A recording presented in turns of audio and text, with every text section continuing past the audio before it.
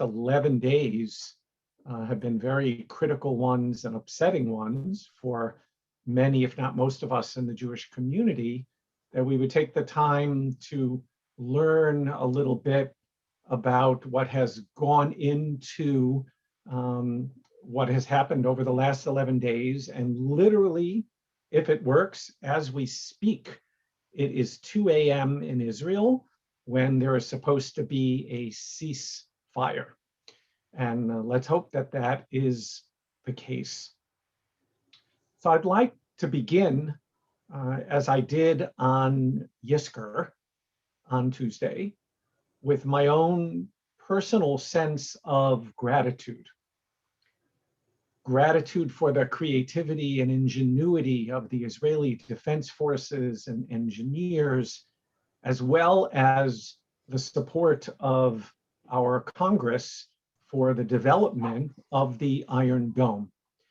As I said last week, one can only imagine what the people of Israel would have experienced if the 90% of rockets that made it into Israel, of the 4,000 rockets, had not been intercepted. And I would hope that you would help in any way to let Congress know how important the newest $735 million that was recently passed for a new Iron Dome munitions. Even as we know today, despite the ceasefire, that Senator Sanders and the AOC basically are teaming up to bring this issue back to Congress. So, Manishtana, right?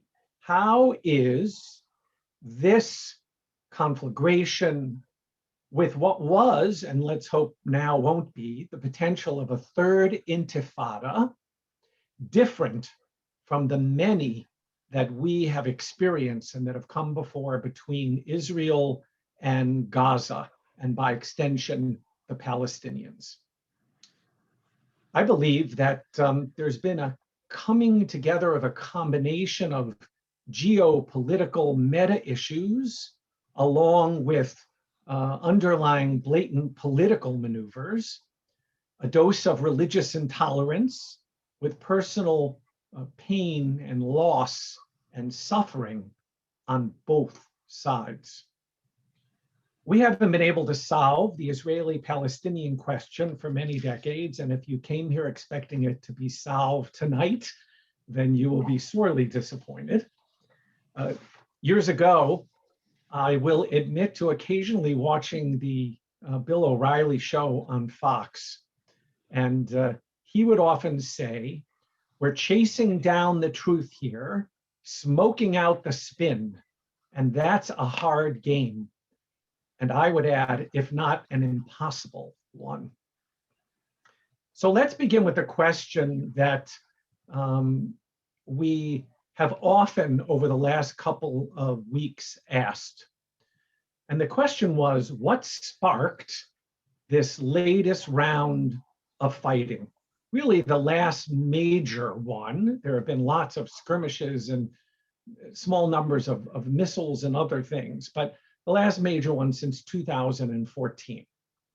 Now, the Israelis would have one answer, right? Pashut, they would say. What would be their answer? What sparked the latest round of fighting? Somebody?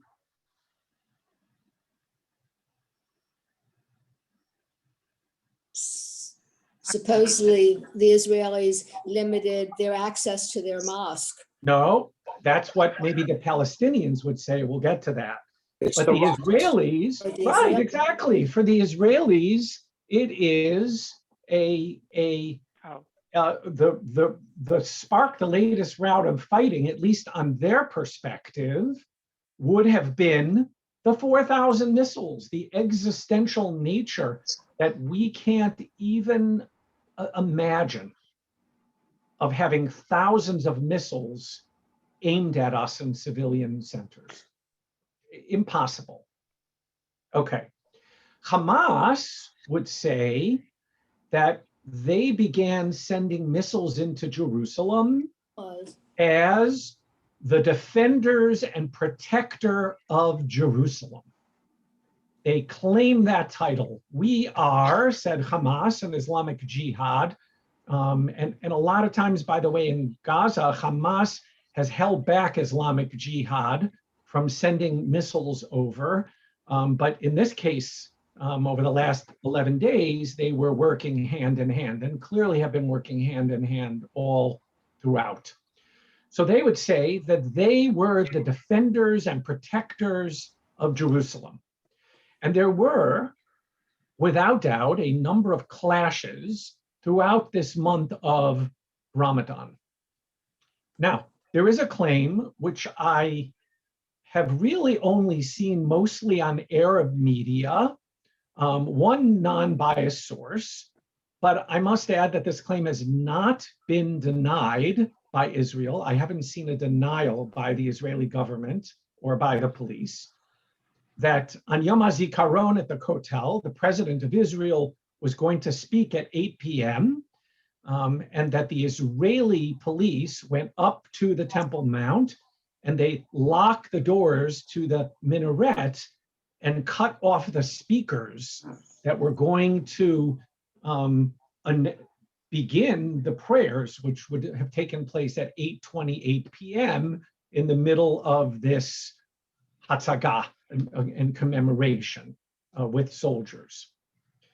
Now, we may not approve of these actions or believe that potentially, as someone had emailed me, that couldn't the Israelis have worked out some kind of a compromise. I am aware that it is not unusual for the minaret, for the volume to be turned up way more than normal to interrupt programs that they know are important to Israel that are taking place below at the Kotel. And over the last 30 years since the first Intifada, actually it's almost 34 years since the first Intifada, the police had to be a presence at times because of the fear that there would be rocks that would be thrown. Now, for the final day of Ramadan, which is a major occasion on the Islamic calendar, the police also really, I'm not sure it was the first time, but it was very public, set up all kinds of barriers and controls at the Damascus Gate, which is the major gateway by which people go up to the Temple Mount, in order to control and prevent crowds from going to the Al-Aqsa Mosque. And we've seen the police fired tear gas and rubber bullets at worshipers who were throwing rocks, injuring scores and scores of mostly young Palestinians. The fact is, the Israeli Arab population, and there are criticisms within Israel, has seen the role of the Israeli police in Jerusalem change in the last few years. So it isn't a misplaced perception that there is a heavier hand when it comes to things like this than may have existed, especially over the last few years. And you can tie that to the political nature and the rightward shift in Israeli politics. That's probably a large part of the reason. And of course, we have the issue of Palestinian occupied homes in the East Jerusalem neighborhood of Sheikh Jarrah, threatened, as we know, with expulsion from their homes. Now, this part is a legal issue I am not fully versed in. And for a really full legal and historical perspective, which was wonderful, I suggest that you read Evan Gottesman, and if the last name sounds familiar, that's Eliza's nephew, who works for the Israel Policy Forum. And he's written a very cogent essay describing the whole history around East Jerusalem. called the Israel Policy Forum. But here goes. And this is sort of a summary of another piece from the Israel Policy Forum. At the heart of this controversy is not really a complicated legal issue, but a simpler legal one. As a result of a law that was passed after Israel had recaptured Jerusalem in 1968, that law was called the Illegal and Administrative Matters Law. As a result of that law, because Jews were now in control of East Jerusalem, Jews since 1968 have the right to reclaim property that they owned or their families owned in East Jerusalem prior to Jordan's occupation of the city in 1948. Now, we know that there were many Jews from many different cultural, traditional backgrounds who lived in Sheikh Jarrah going all the way back to the mid-19th century. It so happens that the particular land that's being disputed now, there were no homes on that property that were owned by the Jews in 48. Now, it has to be said, and some of us won't like to hear it, but it's true, the Arabs don't have the same right in either West Jerusalem or anywhere else in Israel. So in effect, Israel, and it's a sovereign state, has created a right of return for Jews and only Jews in Jerusalem that enables these Sheikh Jarrah homes to be disputed, which actually makes calling this, as I've seen from other people who are very supportive of Israel, a private legal matter between two parties as a dissembling misdirection of sorts. Without the 1968 law, this case wouldn't exist. And if a Palestinian tried to use legal deeds from the same British and Ottoman authorities demonstrating a clear legal ownership in another place like Baca or Talbiya before 1948, the law would not allow it. Now, you might think there's no problem with this, as Israel is a Jewish state and the Jewish rights in Jerusalem should not be prescribed in any way, but recognize that this outcome is enabled by a decision of the state to respect Jewish property ownership from the pre-state era, but not grant the same to Palestinian property ownership. You can call it what you like, but it is Israeli law. So let me stop right there and I'm gonna continue on with now the next level of analysis of being a protector of Jerusalem. But any questions or comments on that first part?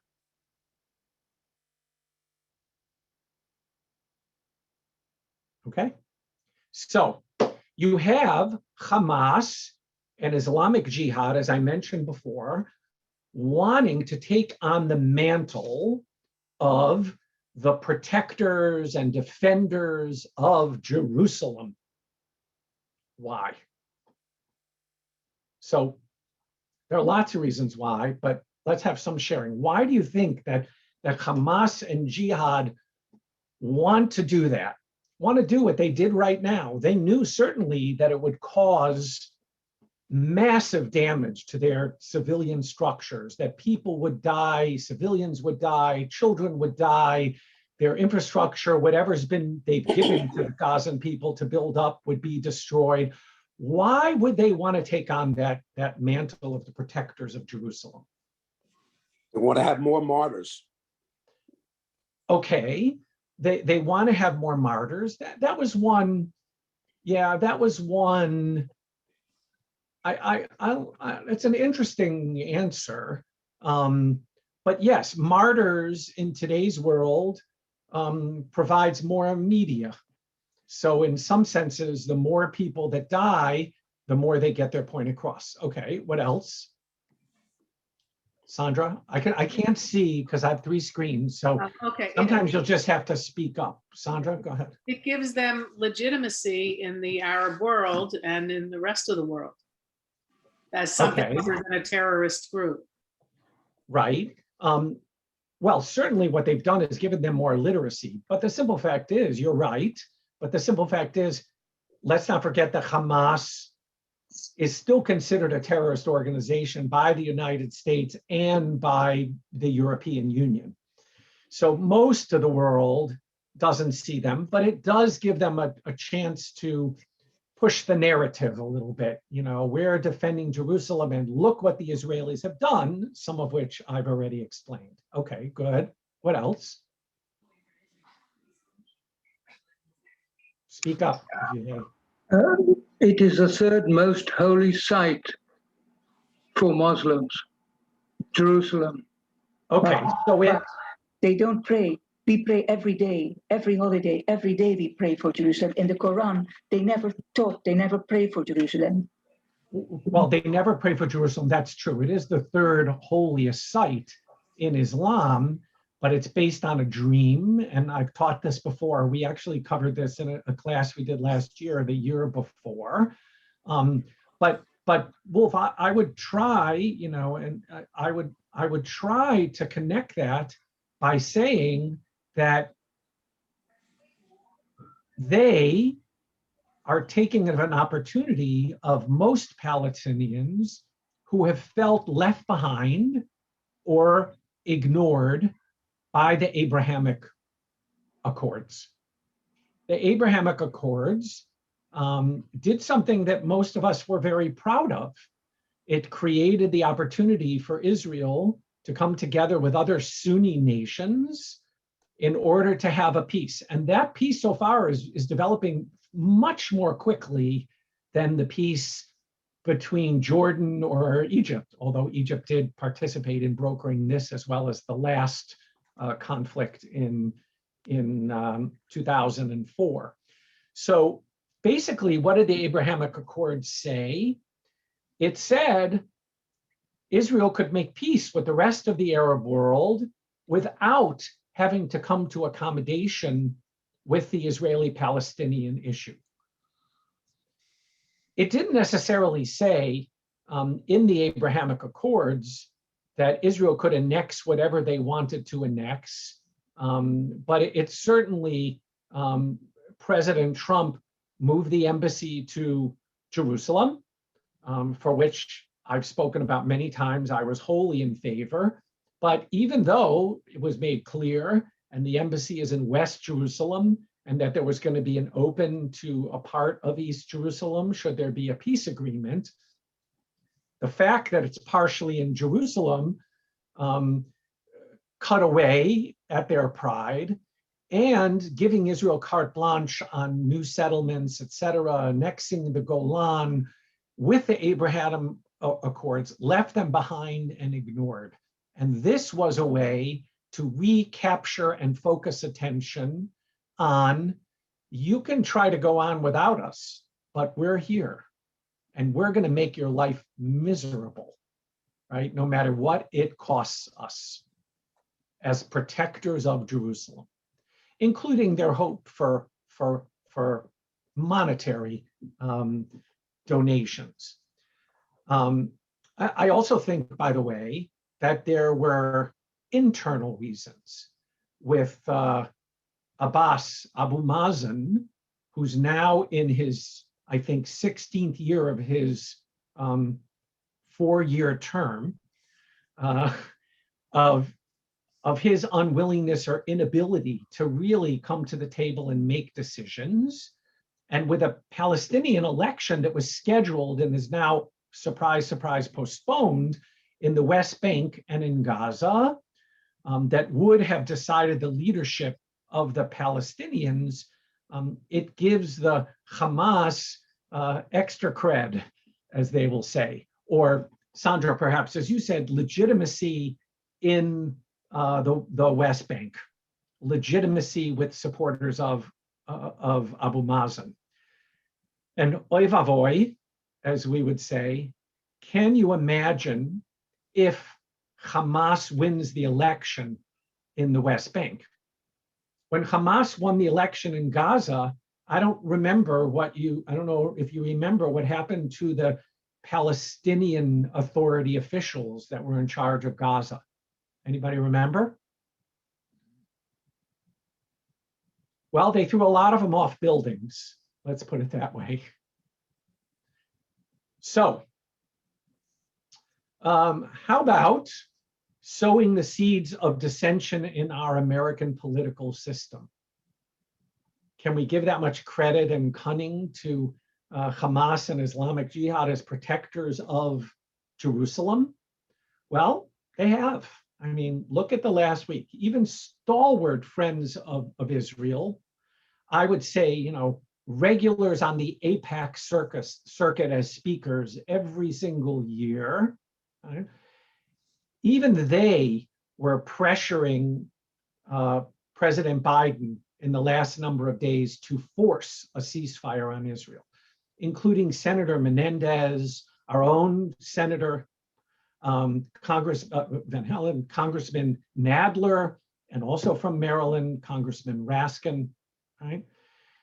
Hamas, Islamic Jihad, the PA, they are hugely aware and technically skilled in the power of social media, combined with the very potent worldwide social justice movement.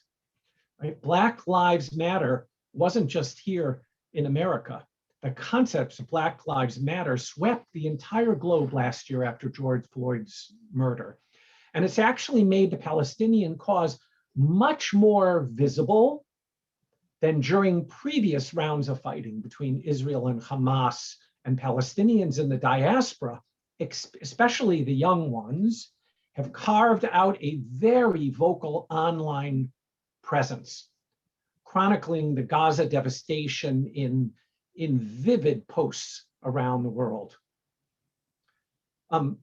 I just saw in an article in the last couple of days that Black Lives Matter organization declared solidarity with Palestinians. You're right? The comment is it's not unlike the period after '67 when the Black Power movement became closely allied with the Palestinian cause. That's true, except this is on steroids because social media and the internet and chat rooms and Facebook rooms did not exist at that point. BLM organization tweeted out, Black Lives Matter stands in solidarity with the Palestinians. We're a movement committed to ending settler colonialism in all its forms and will continue to advocate for Palestine liberation, always have and always will be. And that announcement provoked a thank you tweet from the BDS sanctions movement, which, as most of you know, I'm sure for years has called for a complete economic embargo of Israel.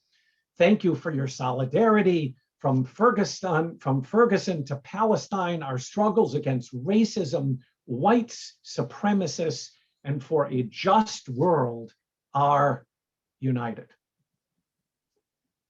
So is this complicated or is this complicated? Right?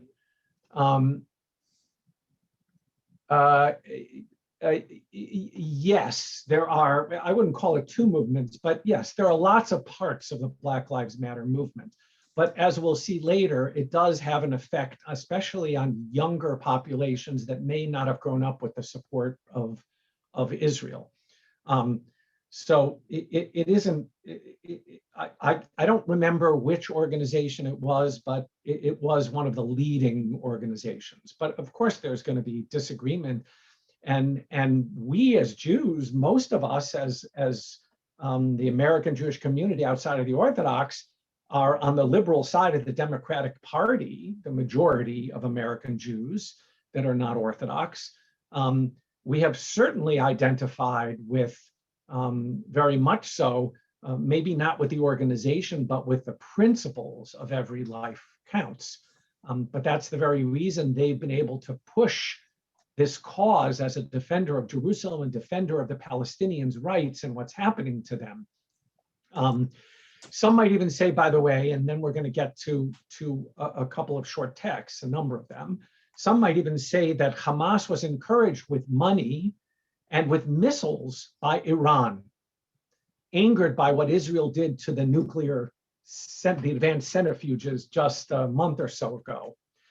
And others would say that Israel's very strong response was also a message to Hezbollah in Lebanon and Iran, which have, some say, as many as 100,000 missiles with much better guidance systems, not to start any war without expecting a devastating response from Israel. So I'd like to share with you a couple articles and letters. And so Lisa is going to share. Since I don't know, some people said they weren't able to access, some people didn't get the email or PDF that was sent out earlier today. I took these two articles and I did cut rather significantly. I cut them, I edited them, keeping in what I consider to be the important points. This first one is by Yossi Klein Halevi, a wonderful teacher, a real mensch. He teaches full-time at the Shalom Hartman Institute in Jerusalem, which is an institute in which Reform and Reconstructionist, conservative and Orthodox rabbis study together, but it also has Arab and Israeli Jews that come together for discussions. And he's the author of a wonderful book, which came out probably 2 or 3 years already ago, called Letters to My Palestinian Neighbor. So would someone like to read?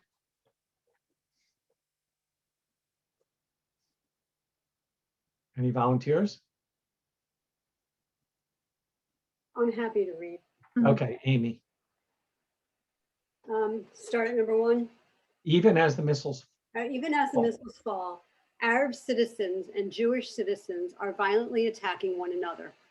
More than the missiles, I worry about the terror we have internalized. How will we overcome the hatred and fear? The epicenter of the unrest is Lod, a mixed Arab-Jewish working class town minutes from Ben Gurion Airport. Young Arab men firebombed Jewish homes and burned 5 synagogues, chanting slogans calling for Israel's destruction. Jewish extremists counterattacked. The violence quickly spread even to Haifa, our showcase of existence.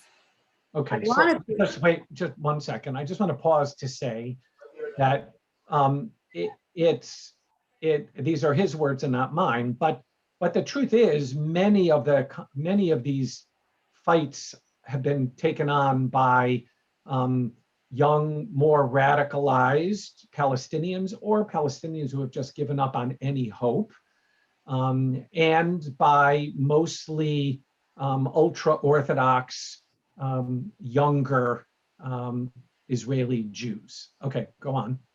Ironically, the worst inter-ethnic violence since the 1948 war follows the most promising year in the fraught history of Arab-Jewish relationship.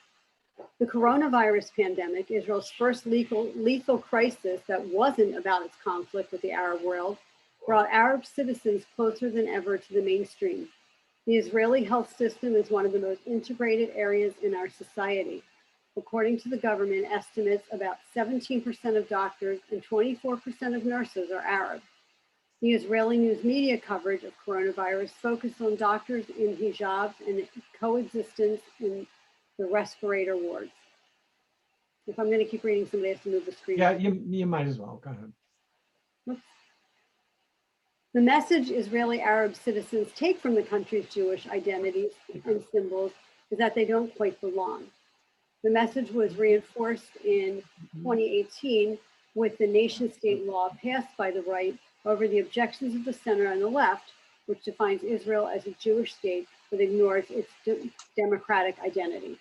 Someone else want to take over reading? I'll be glad to. Okay, David. The framers of Israel's Declaration of Independence defined Israel as both Jewish and democratic, the homeland of all Jews, the state of all its citizens, whether or not they were Jews. Balancing those two increasingly contentious but foundational elements of our national identity defines my Israeli commitment. There are voices on the left and the right who call for abolishing either Israel's Jewish identity or its democratic identity. I stand with the large, if embattled, camp of political centrists that insist on holding both. We know that Israel's long-term viability depends on managing the tensions inherent in our identity and reality.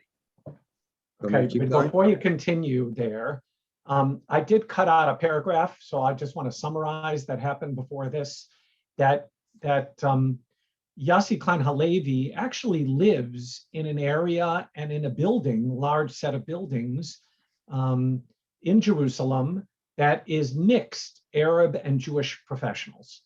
So he encounters almost every day neighbors who are Israeli Arabs that live peacefully together so far. Go on. Most Israelis, Arabs, and Jews are practiced in the habit of decency, but we are also practiced in self-justification. We know the routines of neighborliness, but rarely consider the other realities. We avoid the hard questions that threaten our certainties, our insistence on the absolute justice of our side. What is it like to be a Palestinian citizen of a Jewish state that occupies your family? What is it like to be a Jew who has finally come home only to live under constant siege? Finally come home means making aliyah, Mhm. the term for that. Go on. The current violence wasn't triggered by any one event, but in part by our inability to ask those questions. Perhaps we can begin building a better Israel from that place of shared brokenness. From that place of shared brokenness. Comments? It's a powerful message. I mean, you talk about the fact that Palestinians don't have the right to claim property that they owned before 1948 because they're Palestinian, but Jews have that right. And whether it's a Jewish state or not, I mean, just put ourselves in that place. If we were, as Americans, were told, I'm sorry, you can't claim your property anymore because you're Jewish. You know, if you were Christian, it'd be okay, and Christians can, but you can't because you're Jewish. I question how any of us would feel.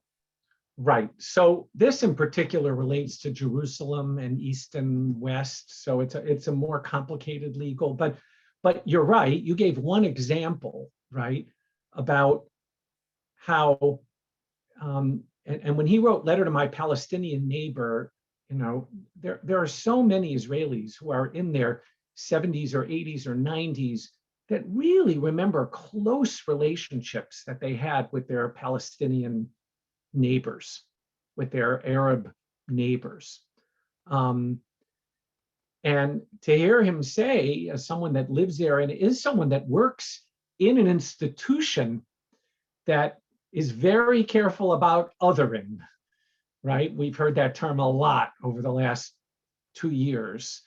And for him to say that even with his Arab neighbors that he lives with that are professionals, they rarely consider the other's reality. In every 2 or more party conflict, each one believes in their position. Well, that's true, right? We all come back to the justice of our side, right? But we also know how important it is. We've learned this in Jewish tradition. Actually, it was a really important part of the major teaching and foundations that we taught in the previous JTS course about Hillel and Shammai, and you know, were Hillel's opinions chosen in the Talmud? And the answer was he taught, even though he disagreed and Hillel was convinced, he taught the other side's teaching first. He always made sure to try to put himself in the other's shoes, which doesn't mean you don't come back to what is bottom line for you. Anybody else? How does it make you feel? Any comments? Rabbi, it's Ellie. Yep. When I read the article, I was struck with the fact that it made me think of the United States and how the Blacks in the inner cities, I just thought there was such a parallel between the two.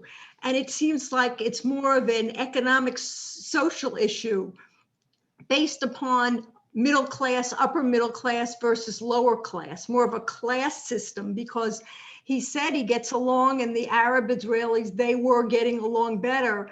And the problems seem to be much more occurring in the economically poorer areas. Right, but I think his worry, you're correct, but I think that his real worry, and this is something I would imagine a decent percentage of the Israeli population, this perhaps is the most troubling outcome, is the worry that Israeli Arab citizens are going to rise up. That is a huge turnaround on what the political expectations were potentially going to be, which is the content of the next article we're going to read. But is there anybody else that wants to comment on how you felt from Yossi Klein Halevi's article? Well, this is David. I think that there's a lot of merit to this argument, in that my impression, having been in Israel visiting our son and his family, that there's a huge amount of dehumanization of the Arabs by Israelis that I've spoken with, and they're the other, definitely, and they are less than, and I think that's prevalent, and I think that's not going to lead to any justice between the two. There's so much hatred on both sides, and certainly the Palestinians probably dehumanize the Jews as well. And we're not thinking about the other. It's obvious to people outside the situation that a two-state solution, where people are employed and feel better about themselves, would be the best situation. I think the last 4 years under the Trump administration have been very damaging. They've let Netanyahu go on and do more oppressive things to the Arab population. I think it's been very devastating. Well, no, he didn't do it. The Israeli government did it. So that's, but got tacit permission.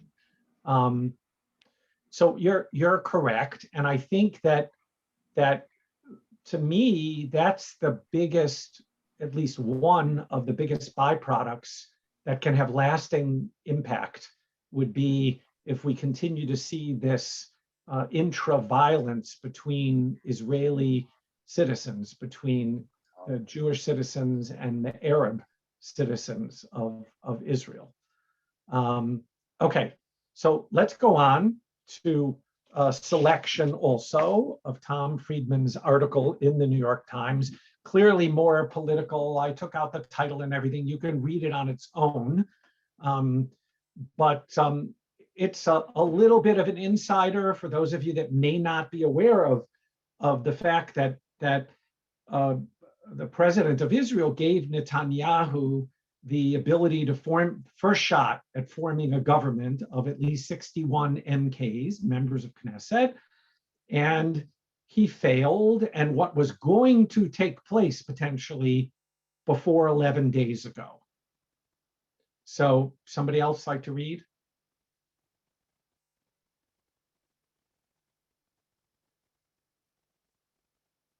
Unmute if you'd like to read. Oh, I can read a little bit. Okay. Bibi and Hamas each exploited or nurtured their own mobs to prevent an unprecedented national unity government from emerging in Israel. Both Bibi and Hamas have kept power by inspiring and riding waves of hostility to the other. They turn to this tactic anytime they are in political trouble. Both are now— Sounds familiar to us. Yes, go ahead.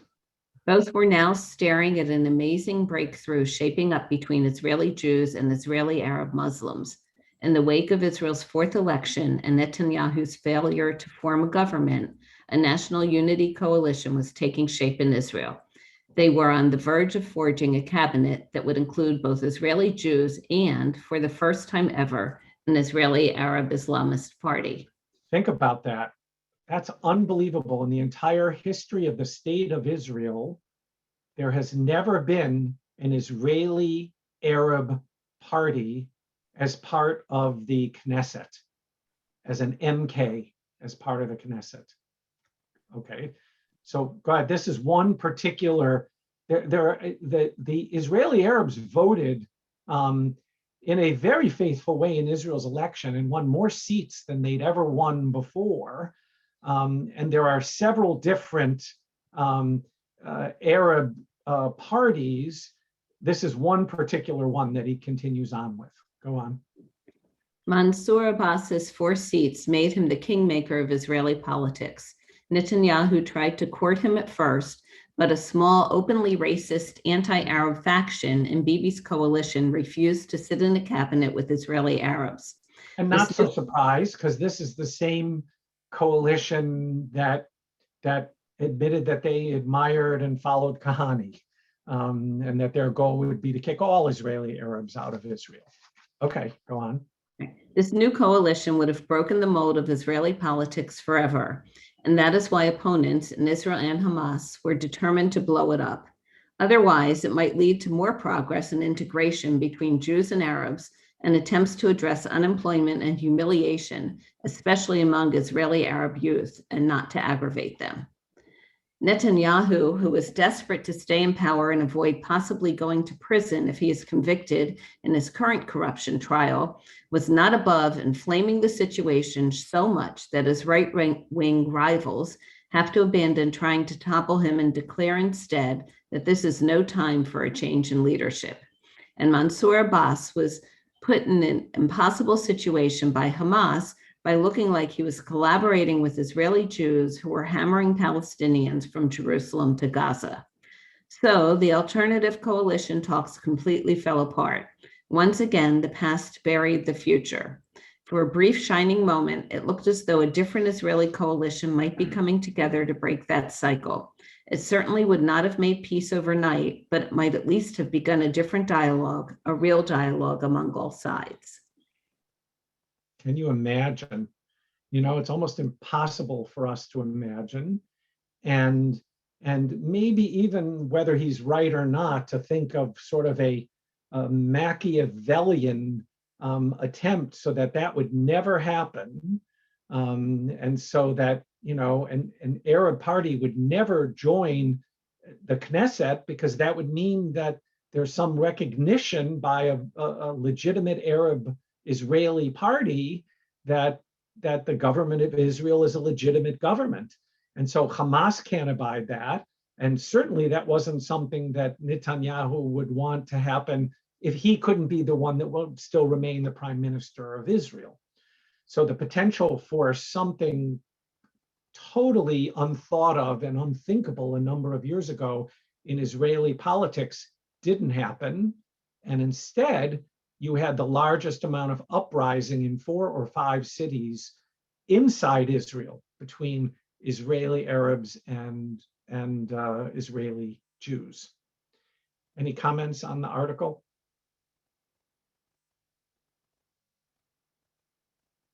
Okay.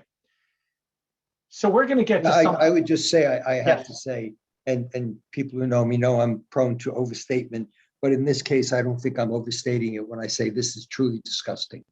It really is. I mean, by doing this, both sides are killing their own people to stay in power. It's just amazing how power can corrupt. We've seen it here in the United States. It's no surprise that it's happening in Israel. Yes, we're not the only Palestine. ones where people do things that might be what they know to be against the interest in order to stay in power. Welcome to the world, but there is a lot more going on, and there are life or death situations. So, but thank you. So let's get to what is the, something that just came out this week that you may or may not have heard of. I'm sure people may have seen it from different places. I have to admit that I was a little shocked when I first read this. I have to tell you that I don't think, I tangentially follow RavNet, which is the rabbi's listserv of the conservative movement, and I cherry pick and don't look at it every day. I don't think there's been as much comment and perhaps outrage and dissension over anything that I've seen in years than this letter. So this letter, the title here is Rabbinical and Cantorial Students Appeal to the Heart of the Jewish Community. That's their title. And it was signed by Well, 110 signed by, and then I heard 30 or 40 more that wanted to sign on. The letter was closed. So as many as 150 or 60 future rabbis and cantors already in rabbinical or cantorial school at JTS, Ziegler, Hebrew Union College, JIR, Boston Hebrew College, Aleph, Academy of Jewish Religion, Reconstructionist Rabbinical School. They pretty much came from every single school in America that trains rabbis and cantors. And this is what they wrote. Volunteer for reading? Okay, Valerie. Blood I want you to think, by the way, if you have, obviously, I want you to think if you have a reaction. Clearly, I admitted that I had a visceral reaction, and I'm going to give you a response afterwards by the dean of one of these schools. So go ahead. Blood is flowing in the streets of the Holy Land. Fires are burning on the hills of Jerusalem, and buildings are smoldering in Gaza. Violence is spilling onto the streets of Lod and Haifa. With each refresh of the news and every rocket that falls, new images of terror sear themselves into our minds. We find ourselves in tears. The tears that flow are different for each of us. For some of us, they are familiar tears.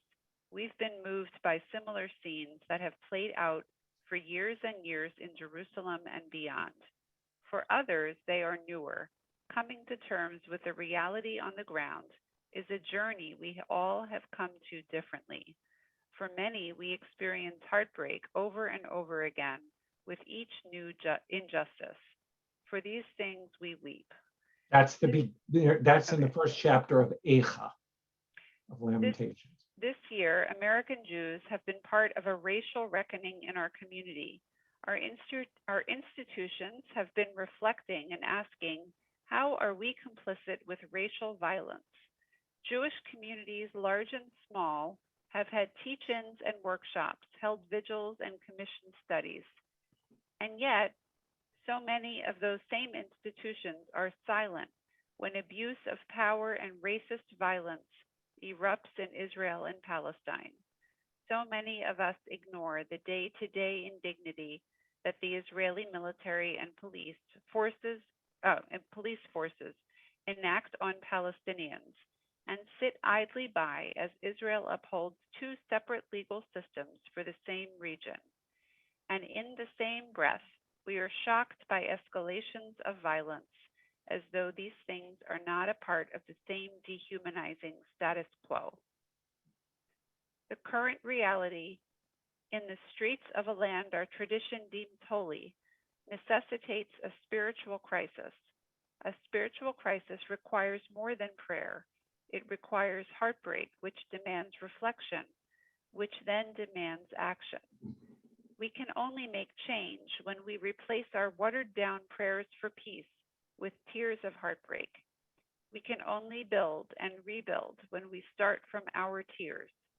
For those of us for whom Israel has represented hope and justice, we need to give ourselves permission to watch, to acknowledge what we see, to mourn and to cry, and then to change our behavior and demand better. Well, let's just see if anybody else want to read. Let me give opportunity if there's any takers. Going. You have to unmute yourself. All right, Valerie, continue. I must be a great reader. Yeah. As American Jews, our institutions tell stories of Israel rooted in hope for what could be, but oblivious to what is. Our tzedakah money funds a story we wish were true, but perpetuates a reality that is untenable and dangerous. Our political advocacy too often puts forth a narrative of victimization, but supports violent suppression of human rights and enables apartheid in the Palestinian territories and the threat of annexation. It's far past time that we confront this head on. We can no longer shy away or claim ignorance? What will it take for us to see that our Israel has the military and controls the borders? How many Palestinians must lose their homes, their schools, their lives for us to understand that today, in 2021, Israel's choices come from a place of power and that Israel's actions constitute an intentional removal of Palestinians? How much say do we American Jews have? We are here, not there. What can we do?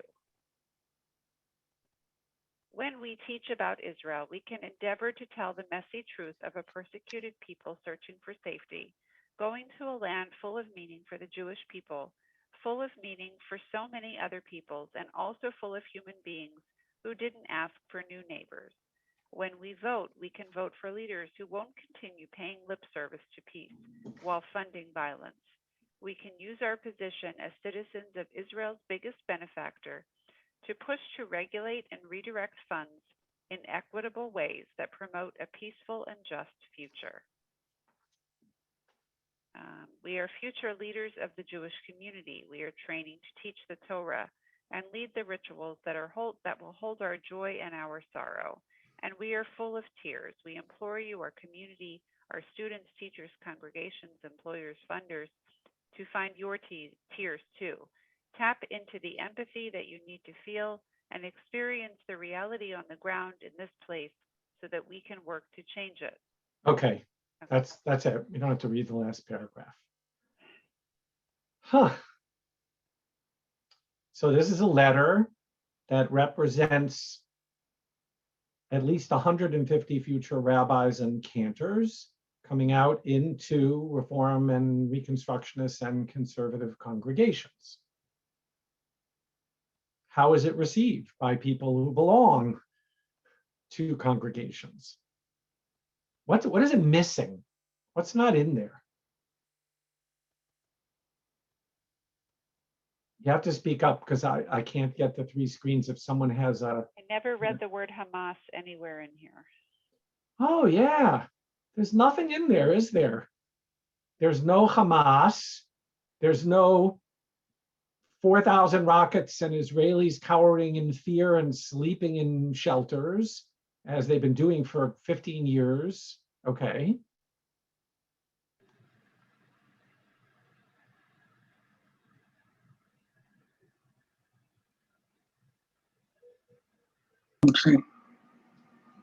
Well, Yes, I suggest that we take these wonderful conservative rabbis, send them to Gaza, and let them talk to Hamas and see what happens.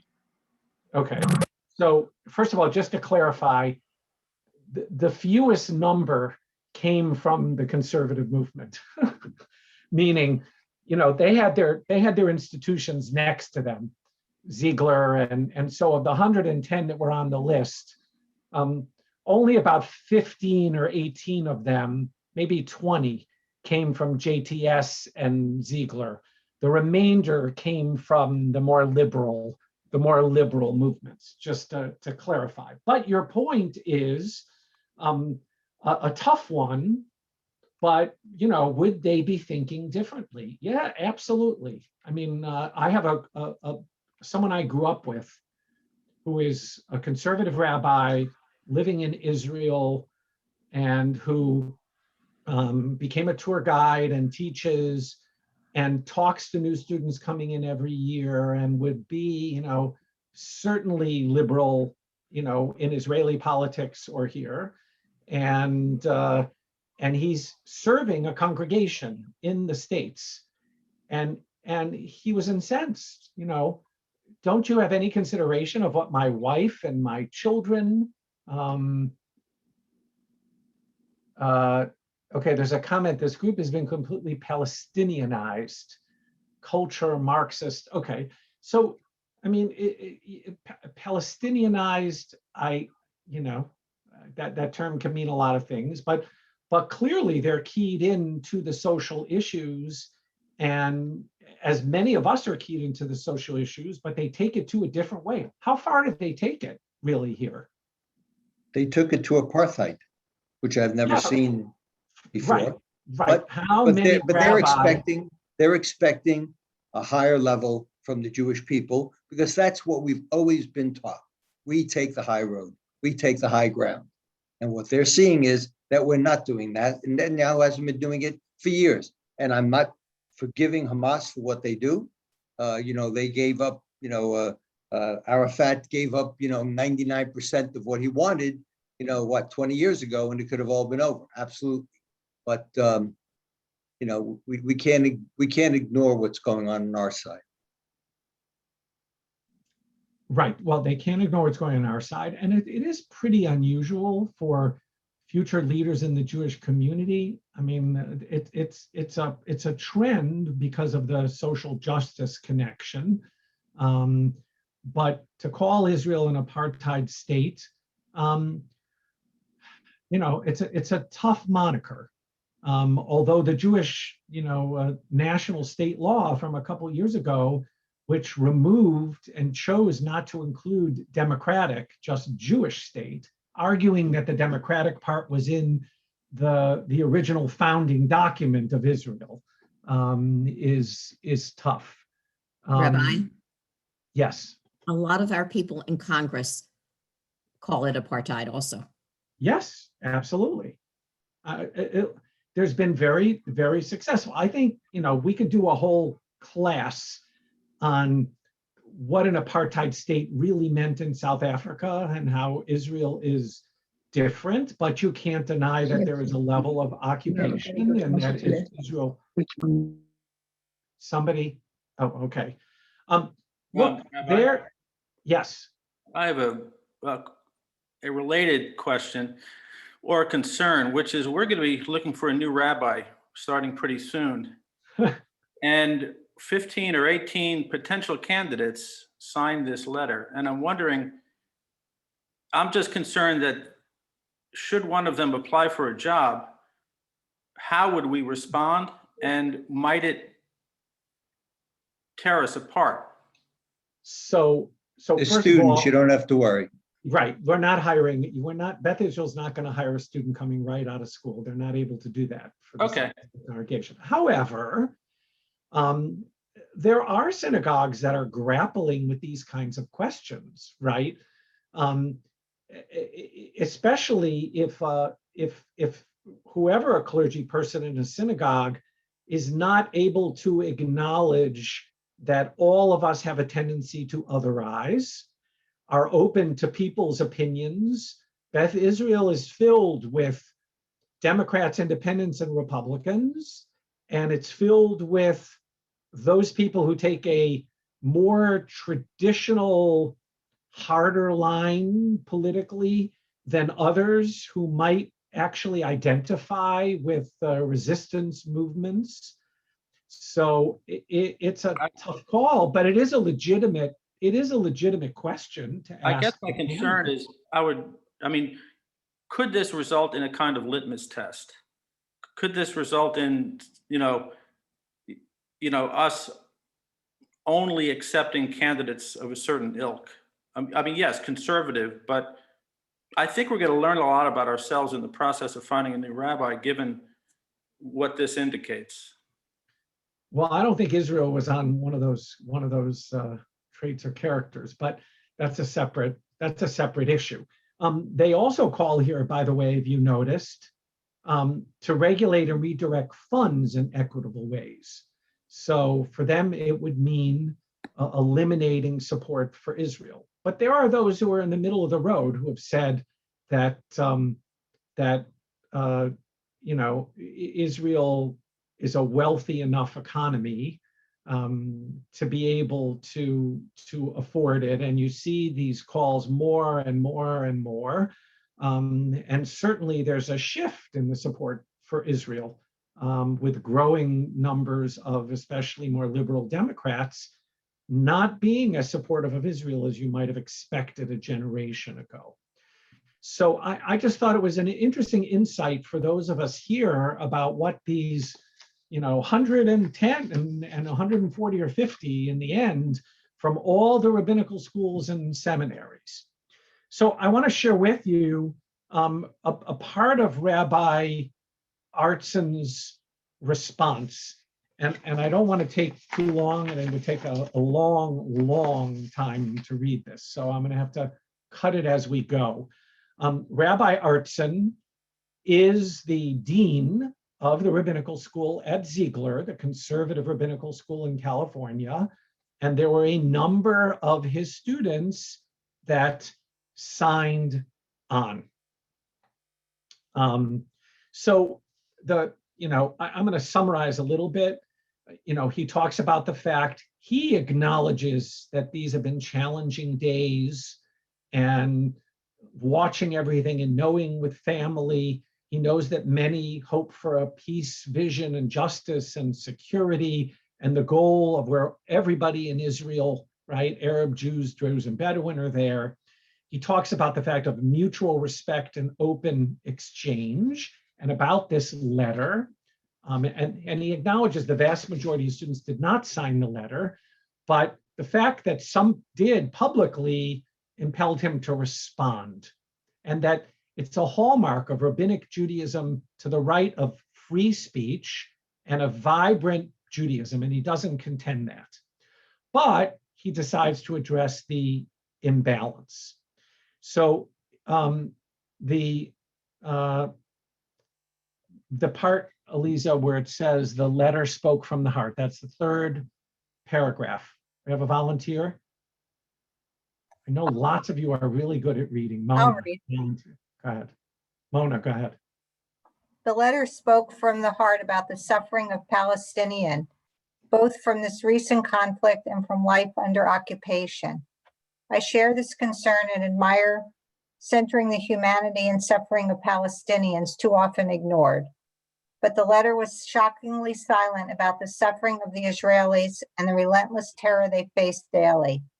The letter speaks poignantly of the large toll on Palestinian lives and property, but says nothing about the toll, psychic, physical, and social, on Israelis. They too are humans. Indeed, they are our family and our people. Their suffering is too often marginalized or justified. It was in this letter. There wasn't a word about the murderous tyranny of Hamas, which holds the Palestinian people in hostage and terror. These terrorists have diverted millions to build elaborate electronic tunnels whose only purpose is to kidnap and murder Israeli civilians, which diverts millions to build and launch deadly missiles aimed randomly at Israeli civilian centers, and which hides its military and terror operations behind civilian residents and businesses. I'm going to pause you for a second. We've heard a lot in the past few days about one of the reasons why Israel wasn't ready for a ceasefire was that it knew about, but not to the extent, about a series of tunnels underneath Gaza, of course, going through civilian population centers where all the different groups, Hamas and others, could freely travel underground, create munitions, everything, without anybody knowing or seeing. All right. Now, did anybody read how many miles of tunnels Israel believes that they have under Gaza? Gaza is this really small enclave, one of the most crowded places on earth. What? 60 miles. Well, you're good at remembering. You're good, Wolf, at remembering what you read. Israel was able to destroy 60 miles of it. They were able to destroy 60 miles because, we didn't go through this because most of us know this already. If they can avoid civilian casualties, they do. It doesn't mean in urban warfare like this, nothing is going to be perfect, but there is no country in the world that calls people, texts them, knocks things on buildings, and mistakes are made. But in this case, they did the bombing where they knew this was at night on traveled roads where there wouldn't be cars on the road, etc. So they destroyed 60 miles. Well, let me tell you, they know that there are 3 in Little Gaza. The Hamas has built 300 miles of an underground system where they can freely go back and forth and underneath and create bombs, and they have rest stations and, you know, all these things. Just by comparison, how many miles are in the New York City subway system? How many of you have been on the New York City subway system? You see that whole map, right? Up and down and all over. Number 1, number 2, number 3, you know, one going to Brooklyn, other places. Any guess? 10 miles. No, the whole New York subway system. Bigger? I don't know. Not just the number 1 that goes up and down Broadway into the theater. 75? 160. Okay, the answer is in the entire New York City subway system, which is pretty extensive and built over, you know, 100 years, including the latest one, there are 250 miles of subway. So Gaza, which is much smaller than Manhattan, has 300 miles of elaborate electronic tunnels that they built. Okay, he goes on to talk about no words about the decade-long ways that Arabs have done this. Go to the next, there wasn't a word. Right there, the second paragraph there. Mona, you can continue. There wasn't a word about the ever-present anti-Semitism. No. the Actually, other one? one up from there. Okay, there wasn't. Where do they get the money to build all those tunnels? Okay, so I can answer that. Thank you, Rose. I recognize your voice. Thank you. The answer is that, and we know this from the Palestinians get a lot of help. They've gotten a lot of help from international organizations, Hamas. They get a lot of help from even Israel that historically brought over things. They get support from Arab countries. And it may be trite to say because it's repeated so often, but instead of putting that money to make the lives of civilians that live in Gaza in abject poverty and in camps better, they've used it to, you can't even imagine. You remember the reports that the New York subway, the latest one on 2nd Avenue a few years ago, cost like $1 billion to build 2 miles or some crazy amount like that. So they are diverting money from their population. Okay, so there wasn't a word. There wasn't a word about Ahavat Yisrael, a love and solidarity with our fellow Jews in Israel, with the right of the Jewish people to self-determination in our own homeland, and to the very real sacrifices this experiment in Jewish national self-expression has imposed from its inception.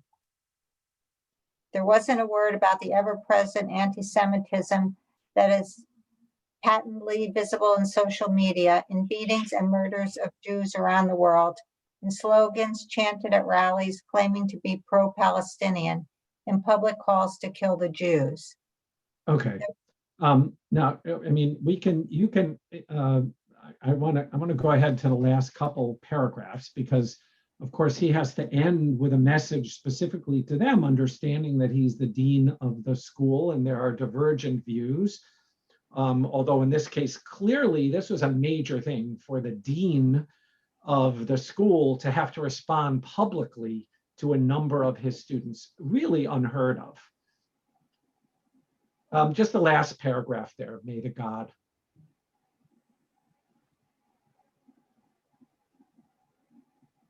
May the God of Abraham, that? Yes. Okay.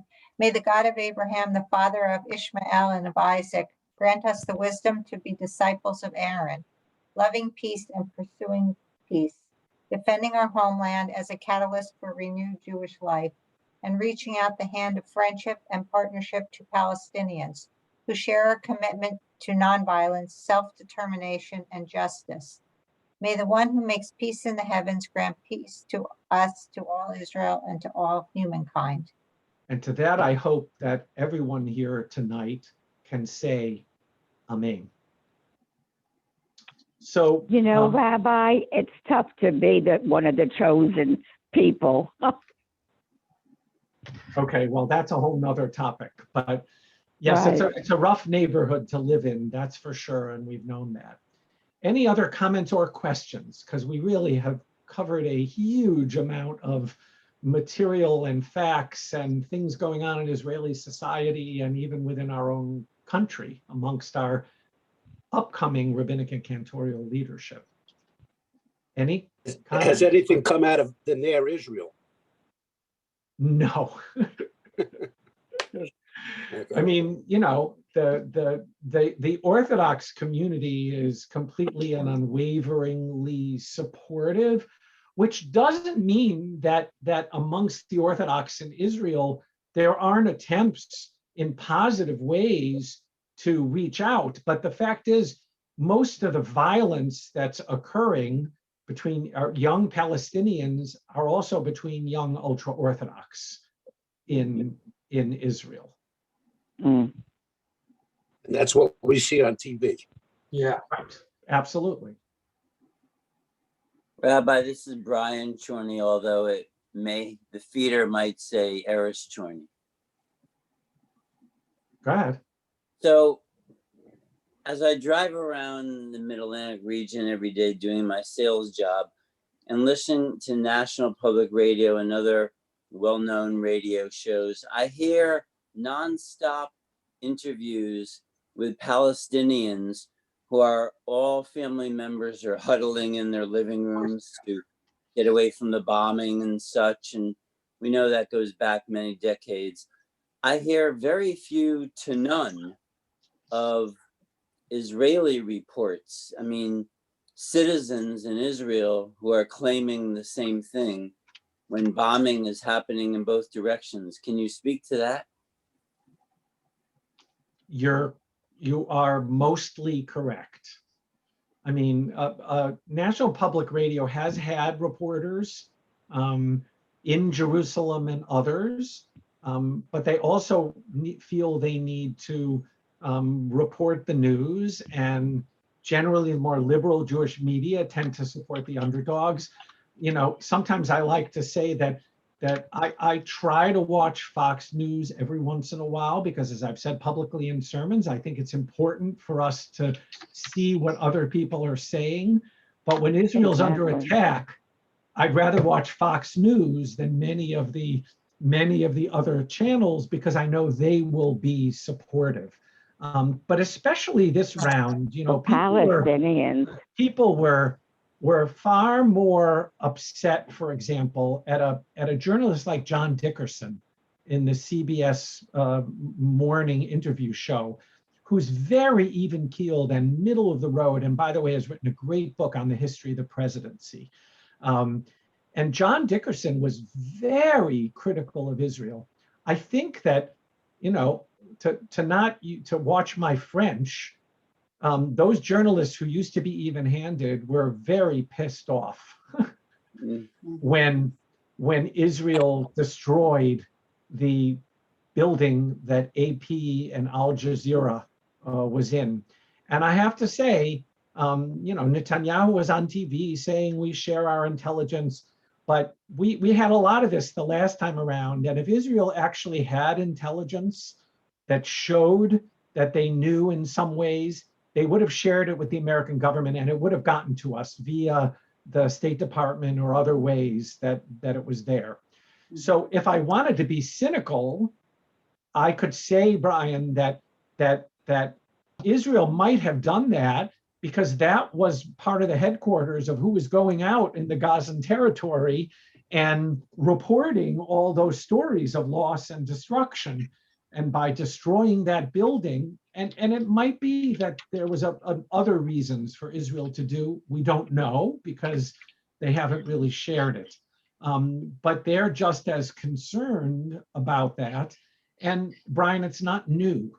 Whenever these things have existed, by and large, the world has that is correct. AP has certainly not been pro-Israel. But, you know, it's many of the very, you know, more liberal news stations that historically have been that way. Rabbi, I'm very Yes. suspect when the Palestinians of Gaza report how many have been killed and how many bombings, because I don't trust their numbers. They have done it in the past where they say so many children been killed, and the next day you see them walking around the streets. Okay, so there was a little bit, there was more of that, I think, in previous reports.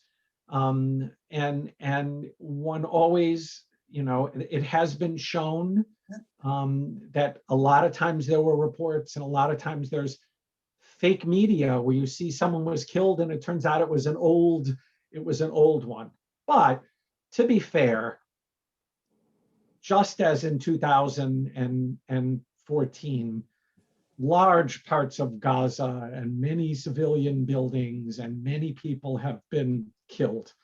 And even though I really do believe that Israel does its best, at least in a more humane way, knowing what they feel they have to do, than most other countries in the world do, the reason why we hear all this outcry are the number of civilians, and especially children.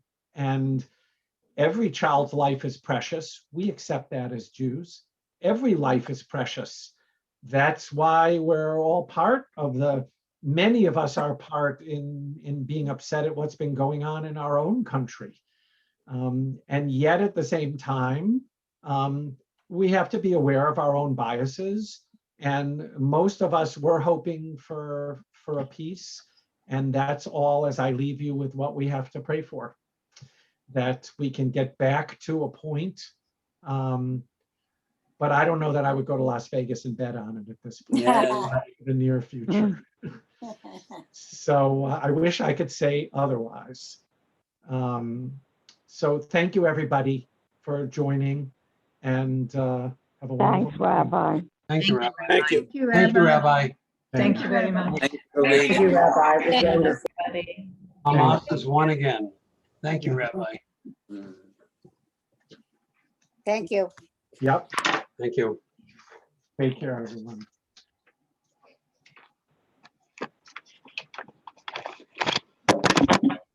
Whoops.